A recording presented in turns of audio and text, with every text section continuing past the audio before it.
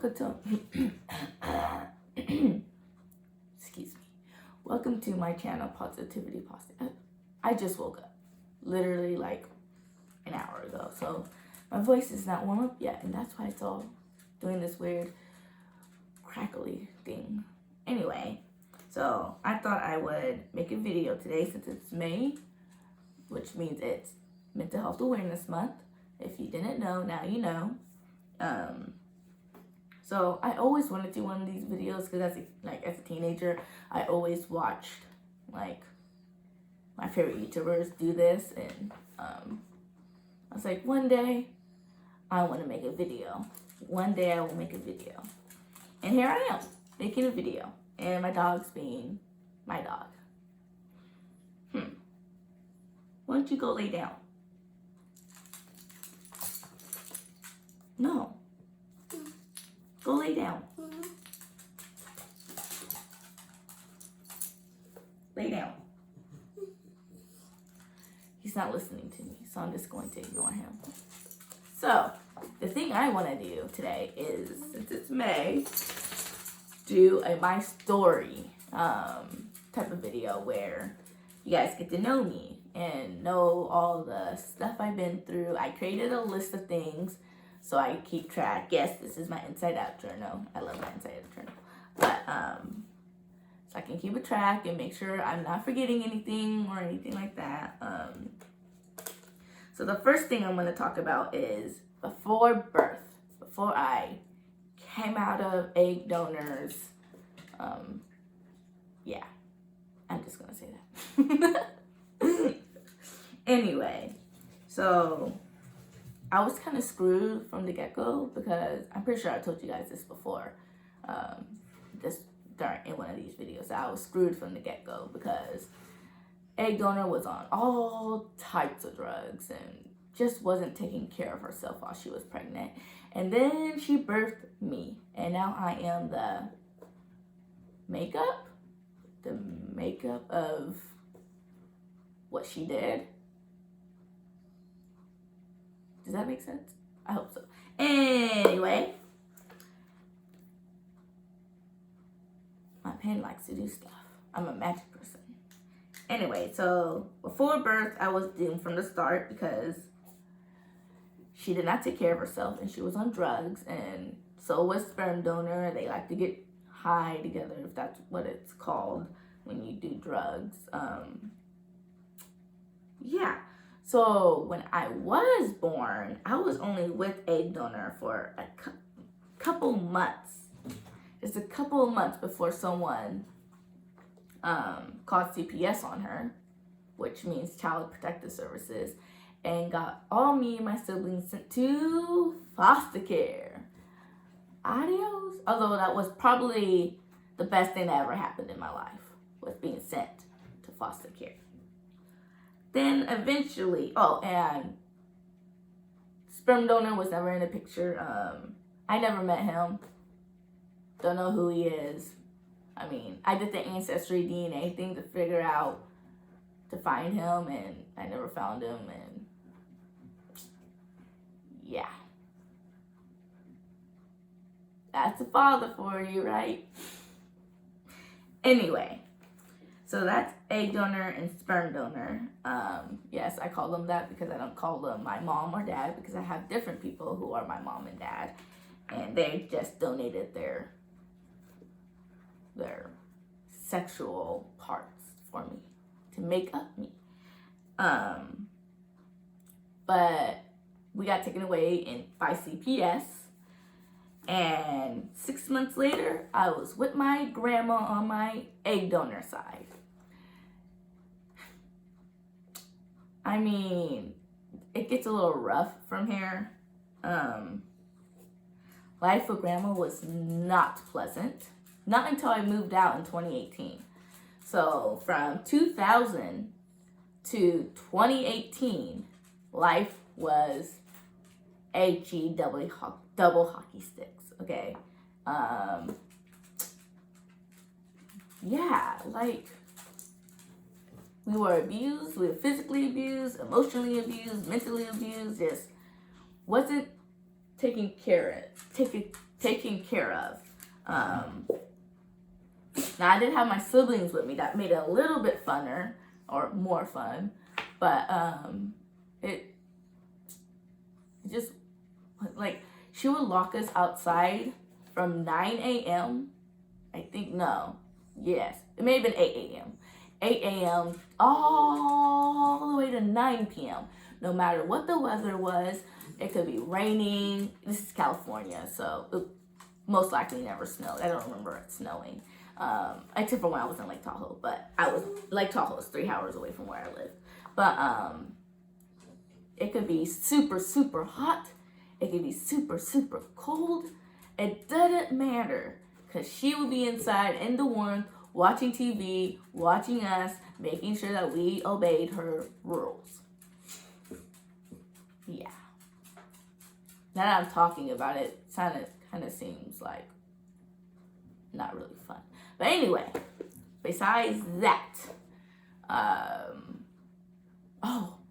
one thing I remember her saying, it was like maybe like 98 to 100 degrees outside, and we were thirsty, man. We needed some water. We were dehydrated. We were like, oh my gosh, this woman. And then we asked her for some water. Can anyone take a guess of what she said? She said, drink your own spit. Wow. We tried it, actually. I'm not going to lie. We did not try it, because we did try it. Did it work? No.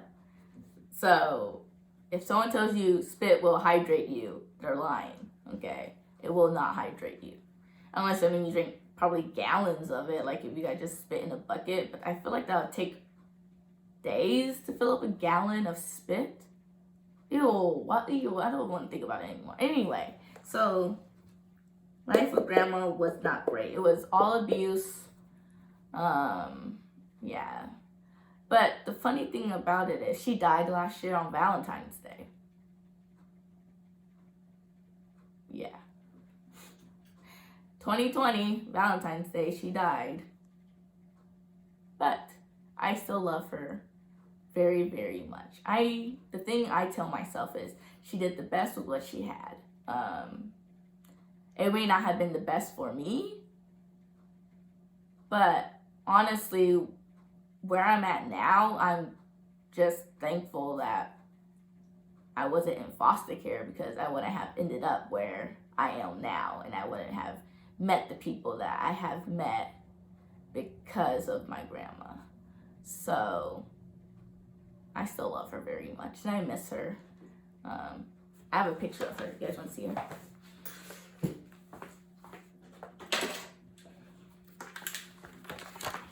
This is my grandma. Me and my grandma. I have her under my TV so I can look at her and talk to her. So 2016. This is when my life changed for the better. So I did track and field and cross country in high school, and this was my sophomore year. Well, towards the end of my sophomore year. Was the beginning of track season in 2016, I believe. We had gotten word that we had gotten a new coach. And I missed her first day because I just wasn't feeling well. I think I just went home. So the second day I got to meet her, oh boy, I was like, oh my gosh, it's the first female coach, and oh my gosh, this is gonna be so awesome. And so like I ran to her and I was like introduced myself, and I was so energetic. Little did I know that that person would later become my mom. Later than I know. Did I say that right? I'm not gonna read into it. If I didn't say it right, I don't say many things right. But little did I know, not later. Oh my gosh. You guys know it's not high five. It's hand five. I always thought it was high five. And whenever I say high five, no, hand five. I always say hand five. And my mom always corrects me, and I'm like, but I always have said hand five. Hand, 1, 2, 3, 4, 5. Hand five. Like, or it's tippy toes, not, I think I say, I don't remember what I say, but I say something different. Tippy toes. Oh well. Anyway, back to the story. Back to my story.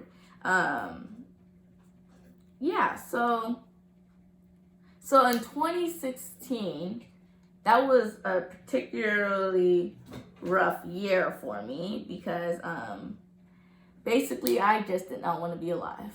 My life sucked, but I had 0 friends. Even though I was on a track team and a cross country team with over 80 people, I had 0 friends. I had fake friends, but I didn't have any true friends. I was depressed. I had an eating disorder, probably multiple eating disorders. I was taking pain meds to stop me from eating. Yeah, I was just like, I was addicted to pain meds. I was not eating. I weighed like 88 pounds. It was just not, it's not great. I also, during just that year, just 2016, had attempted suicide 14 times, which averages about 1 per month.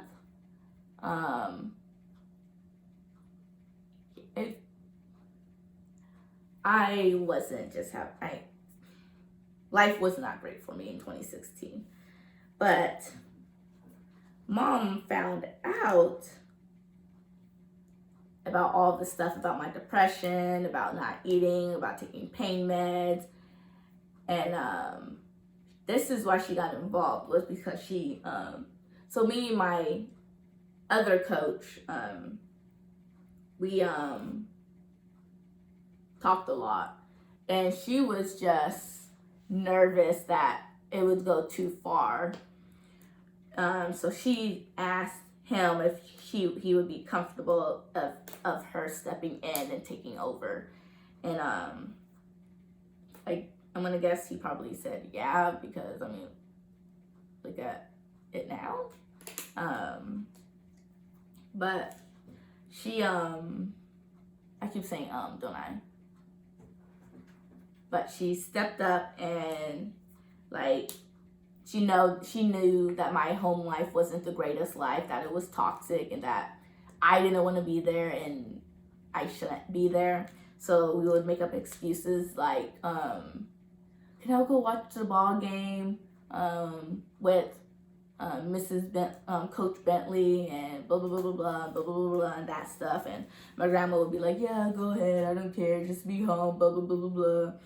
And I was like, okay. So that's how it kind of like got me out of the house beginning, was baseball.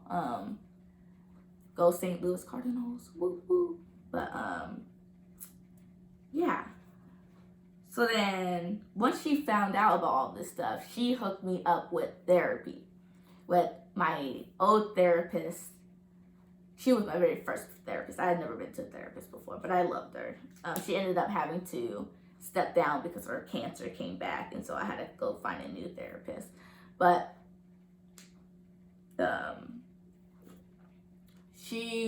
so in California, if you're over the age of 12, you don't have to have parent or guardian consent in order to get mental health help. So that worked in my favor, because then grandma never knew that I went to therapy to go get help. And so my first therapist, she said my situation was environmental, that if I got out of my environment, that I would start feeling better. Did I though? Yeah. So our main goal, since she told us that, our first goal was to get me out of the house. Out. Which worked, because in 2018, I officially left the house. I couldn't leave any sooner because Grandma wouldn't let me, but I left the house actually 2 days before my 18th birthday, because that was the weekend. And yeah. So, yeah. In 2017,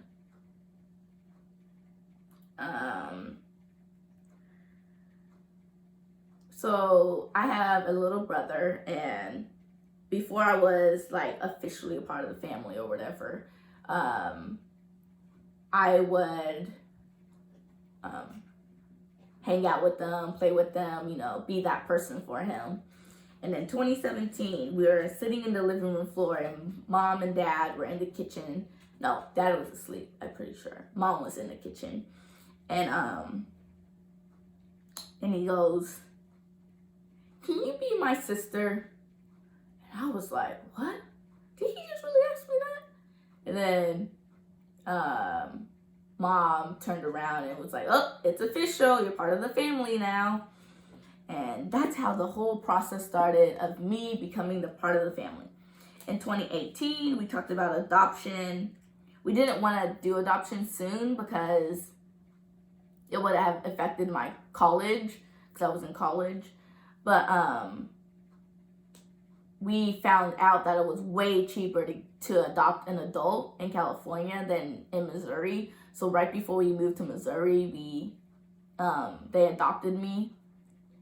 July 10th, which is coming up, second year. July 10th of 2019 is when the court signed the papers, and now I'm officially a Bentley. So after my therapist retired, I went to a new therapist and a psychiatrist in 2018. So in 2018, I visited a psychiatrist to figure out meds, to figure out what is going on in my brain and how we can help it and what are my diagnoses and stuff like that. And it turns out that she thought that I had bipolar disorder and generalized anxiety disorder and complex PTSD. Well, while all of those were true, some got changed later because of me being admitted into a psych ward. When I got admitted to my first psych ward in Missouri, in 2019 when we moved here, they changed my diagnosis because I also hear a voice. I call her she. And so they were like, well, it's not really bipolar with psychotic features. That's not what this is. What this is schizoaffective disorder. It's a combination of a mood disorder and schizophrenia, and it's just mashed up together. And there's me. Anyway, so that's that. So I do have my diagnoses is schizoaffective disorder. Schizoaffective disorder, bipolar type, generalized anxiety disorder, PTSD, OCD, insomnia. Sure, there's some other stuff, but that's all I can remember at the moment.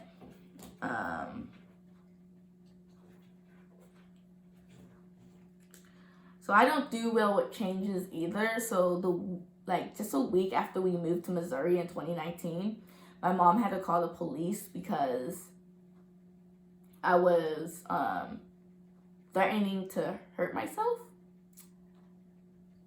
and I don't really remember this because I completely blacked out. But like, all I remember is like one of the police officers like talking to me and stuff, and I don't really remember what happened. I just know that just after a week of moving that I completely flipped out and the police needed to be called. In 2020, I ended up back at the psych ward. That one was kind of more voluntary. I mean, the first time I went was voluntary, but it wasn't really voluntary. But the second time I went was voluntarily. And then just this week, I almost went back to the psych ward. I decided not to because I had a dentist appointment the next day and I was off my period, and I was wondering if my mood would even out off my period. So this is the next few topics are kind of deep, so I'm just gonna put a trigger warning right here. Give you a few minutes to hit the door. Not hit the door. Don't listen to me. Oh my gosh. Yes, I have problems. I have, it's a rough subject, so it's about sexual abuse and suicide attempts. I know you're on the mental health page. Why else would you be watching this? But I just want to give you some time to hit that X button and up, on, off, you know. So that should be enough time. Okay, that should be enough time. So as of right now, as of May 12th, 2021. Yes, it's 2021 already. My suicide attempts have been 21 suicide attempts. Yes, I know. I'm only 21 and I have 21 suicide attempts. It's because the year in 2016, I tried 14 times. And I guess that just kind of skyrocketed all, like, my attempts. I have learned something, though. I am really good at not completing suicide. I mean, at least you would think, like, one of these attempts would have, you know, like, killed me. But nope. Still here. Still standing. And then I get bullied a lot. Or I did get bullied a lot. If you watched my last video, you would have known that I did get bullied a lot, and I didn't realize it until my best friend pointed it out to me in 6th grade, and then I started self-harming and all that lovely stuff. So I'm just gonna say bullying is not fun. Like, I don't understand why people do it. I mean, words hurt a lot, and I know people know words hurt, and that's why they use words against people. But I think the worst part of bullying is when your internal dialogue turns against you because of all the external negativity coming at you. And then it gets worse from there because there's that negative voice that keeps basically messing with you, and then you start to believe that everything's negative, and then you just basically go through this spiral and end up not in a good place. And then something recently just happened to me from 2020 to 2021 was being sexually abused and harassed. And I'm gonna go into deep details about it, but I would just say that I have never even said this before, so it's weird. See, I'm like going around in circles and beating the bush before I even say it. So, in November 2020, I was raped.